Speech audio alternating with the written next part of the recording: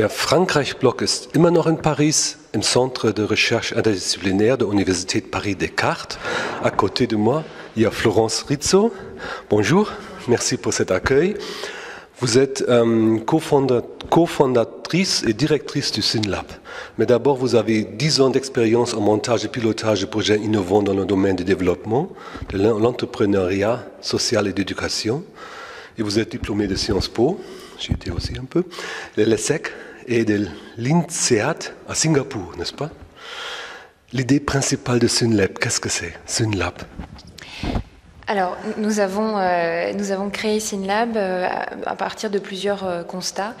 Le premier, c'est que le système éducatif français était focalisé beaucoup trop en fait sur les questions de transmission des savoirs et qu'il y avait un enjeu en fait de développer les compétences émotionnelles, sociales et civiques, donc toutes les dimensions humaines et sociales de l'apprentissage, et que ce sont des prérequis en fait pour créer un environnement d'apprentissage favorable aux acquisitions fondamentales.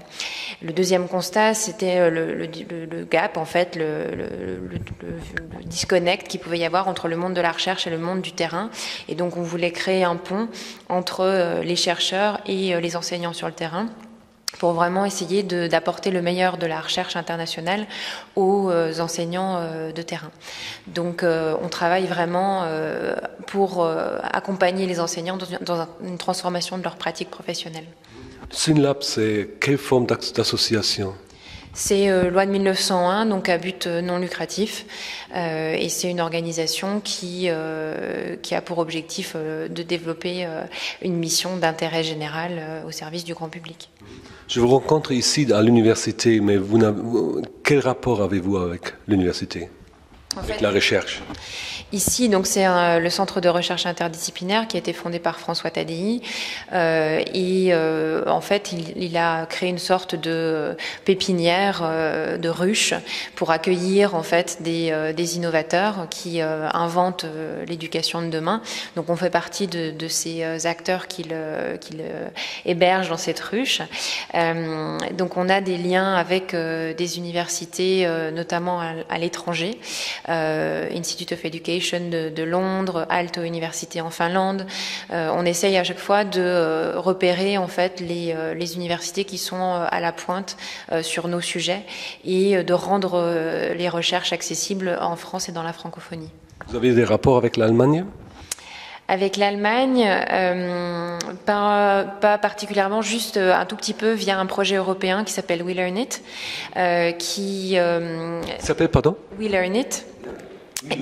We Learn It. Et ce programme européen, donc financé par la Commission européenne, est piloté par Aalto Université avec l'Université de Stockholm, mais avec aussi une organisation qui s'appelle ELIG, qui est une sorte de consortium de partenaires numériques en fait, avec Intel et différentes structures qui réfléchissent à l'utilisation des nouvelles technologies au service de l'éducation, mais d'un point de vue beaucoup plus pédagogique, c'est-à-dire que l'enjeu c'est pas juste de mettre des dispositifs numériques dans les classes, des tablettes, des iPads, des ordinateurs, Internet, mais de réfléchir à leur utilisation pour développer la créativité, l'exploration chez les enfants en fait. Il y a une grande partie de pédagogie dans votre travail, n'est-ce pas? Oui, puisque la question, c'est vraiment de permettre à chaque enfant de trouver le cadre d'apprentissage qui va lui permettre d'acquérir ce dont il a besoin. Donc la question de la personnalisation et de l'individualisation est fondamentale et le numérique peut être un des outils de cette personnalisation. Quand on voit toutes les questions de classe inversée, comme la Khan Academy par exemple le permet, ce qui est intéressant, c'est de voir que le professeur du coup a une valeur ajoutée beaucoup plus importante, puisque en fait toutes les tâches répétitives et rébarbatives quelque part peuvent être faites à la maison face à des vidéos, et du coup le temps humain pédagogique de l'enseignant peut être accru pour les plus en difficulté, pour les aider à résoudre leurs difficultés, ou pour ceux qui sont les meilleurs à aller plus loin encore. Qu'est-ce que vous pensez de l'idée du Monsieur le Président de la République de donner aux élèves de la 5e à partir de la prochaine rentrée des tablettes partout en France? Pourquoi pas, mais en fait ce qu'on voit dans tous les pays du monde, c'est que la diffusion de dispositifs technologiques n'est pas suffisante. C'est-à-dire qu'il faut absolument que ça soit accompagné.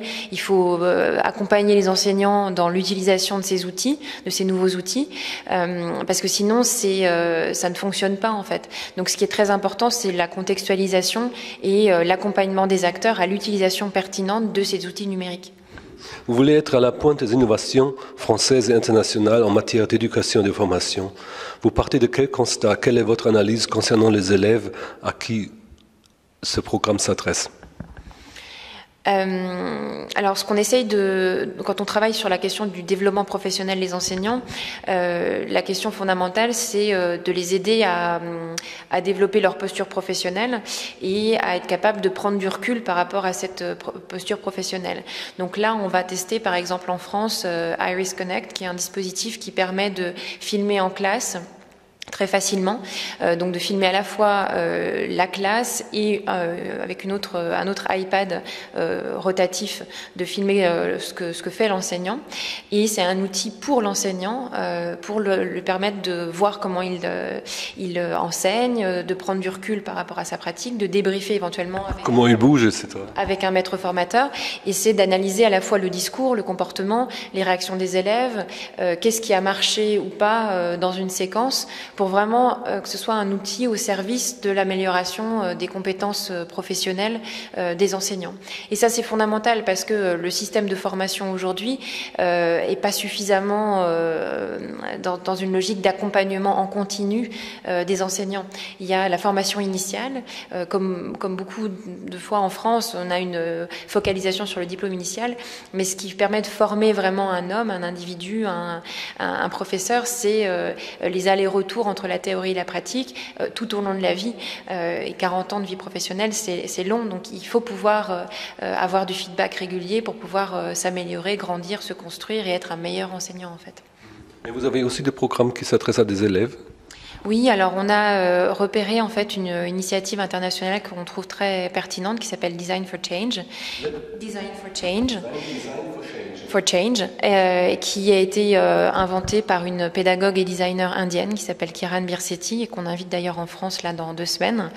Le programme vise en fait à permettre aux enfants de repérer les problèmes qui les entourent et de développer des solutions concrètes au service des problèmes qu'ils ont identifiés.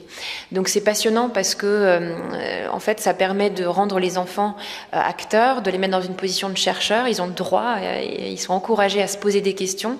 C'est ce qu'on appelle aussi un peu le renversement des classes.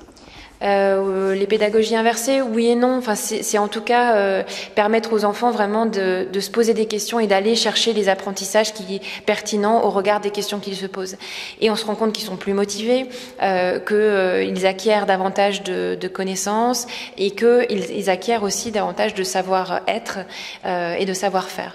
Donc, ce qui est très intéressant, c'est que ça change la manière dont ils apprennent et ça change la manière dont les enseignants aussi voient leur rôle.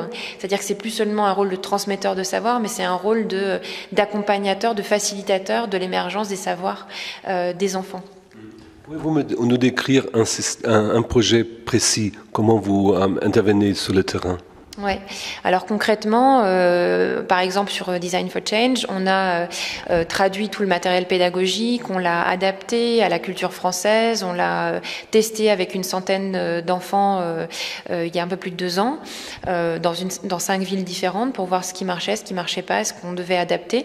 Et ensuite, on a créé une plateforme numérique avec l'ensemble des outils téléchargeables par les enseignants, qui est une plateforme outils gratuite, open source, dont les enseignants peuvent se saisir et ils font partie de cette communauté des bâtisseurs de possibles.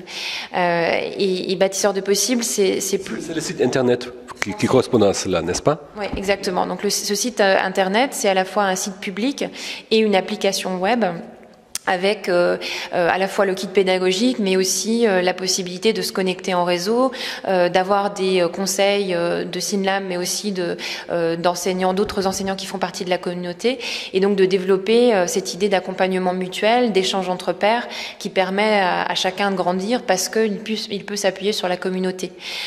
Donc concrètement, ça veut dire que les enseignants s'inscrivent sur la plateforme, peuvent bénéficier d'un accompagnement à distance, par mail, par téléphone, de formation. Ils peuvent aussi inscrire leur classe. Oui, ils inscrivent les élèves aussi. Oui, ils inscrivent leur groupe classe et ces groupes classe vont mener un projet de A à Z, qui est un projet donc au service de l'intérêt général, un projet fil rouge qui va guider leurs apprentissages tout au long de l'année. Et les enseignants du coup vont mener des activités décrochées en français, en maths, en sciences, etc. Mais du coup tout prend sens puisque ça a un ancrage dans la réalité. C'est plus un apprentissage déconnecté de la vie réelle, c'est un apprentissage qui est utile et qui donne sens pour les élèves qui portent le projet. Donc voilà, donc les enseignants du coup bénéficient à la fois d'un accompagnement présentiel, à distance. On est en train de créer des premiers MOOC. Pour ceux qui regardent le blog, il faut toujours un peu expliquer le sigle. C'est un Massive Open Online Courses, n'est-ce pas? Oui, et donc ces MOOC, ce sont des dispositifs de formation à distance qui ne sont pas miraculeux en soi. C'est-à-dire, ce qui est important de rappeler, c'est que ces modules de formation e-learning sont intéressants dans leur dimension sociale. C'est-à-dire, si vous et moi, on va ensemble regarder un MOOC avec 2-3 autres personnes, ce qui serait intéressant, c'est les échanges qu'on aura, comment on va réfléchir sur cette vidéo, échanger, faire un exercice pratique ensemble. Donc toute cette dimension sociale en fait est fondamentale pour réussir le MOOC. Sinon, la vidéo en soi n'est pas pertinente en soi en fait. Donc ça, c'est important de le rappeler. Donc voilà, donc ce qu'on essaye de faire, c'est développer la dimension sociale et la dimension communautaire en fait, qui permet en fait de rendre les apprentissages plus pertinents. À combien d'élèves s'adresse le Bâtisseurs du possible actuellement? Alors aujourd'hui, c'est plus de 2000 enfants dans toute la France, dans les DOM-TOM aussi. On a des très beaux projets en Guyane, à La Réunion. Et ce qui est intéressant, c'est de voir que tous les enfants vraiment peuvent rentrer dans ce type de projet, y compris les plus en difficulté et ceux qui sont les moins scolaires. C'est-à-dire que certains réussissent et peuvent tirer le groupe parce qu'ils sont moins scolaires, mais ils vont être plus moteurs en fait sur ce type de projet-là. Donc c'est ça qui est passionnant, c'est de voir que des enfants dits plus en difficulté ou moins conformes au savoir scolaire peuvent être du coup plus leaders et trouver leur place en fait dans le cadre scolaire. Vous n'avez pas envie d'élargir ce projet vers l'Allemagne? Si, pourquoi pas, pourquoi pas. Je suis germanophile, donc avec plaisir. Comment mesurez-vous les résultats des objectifs de l'apprentissage pour les élèves? Ouais.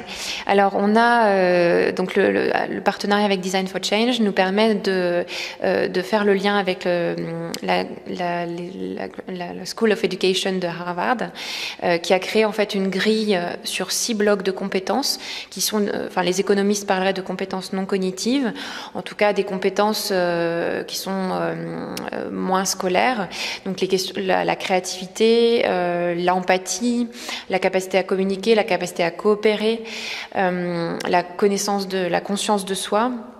Et toutes ces dimensions-là, en fait, on a développé des grilles précises qui définissent précisément la compétence, qui définit précisément 3 niveaux de maîtrise en fait de cette compétence. Et on travaille avec les enseignants pour voir dans quelle mesure ils voient l'évolution en fait de l'acquisition, du développement de ces compétences-là. Comment vous financez-vous? Alors on a un financement qui vient de fondations privées pour l'instant, donc des fondations familiales, principalement des fondations familiales, qui comprennent en fait l'intérêt d'investir sur d'autres dimensions de l'apprentissage que les dimensions purement scolaires. Mais on a pour objectif de pouvoir nous financer aussi avec le soutien du public, donc de l'État ou des collectivités locales, et par une génération de revenus, donc une partie de nos activités puisse être financée par la vente de nos formations, tout simplement, mais toujours dans un objectif d'intérêt général, c'est-à-dire que le modèle économique, il va être hybride et il va être au service de la mission sociale qu'on s'est donnée. Merci, je vous remercie d'avoir répondu à nos questions. Je vous souhaite un grand succès pour vos projets. Merci bien. Merci.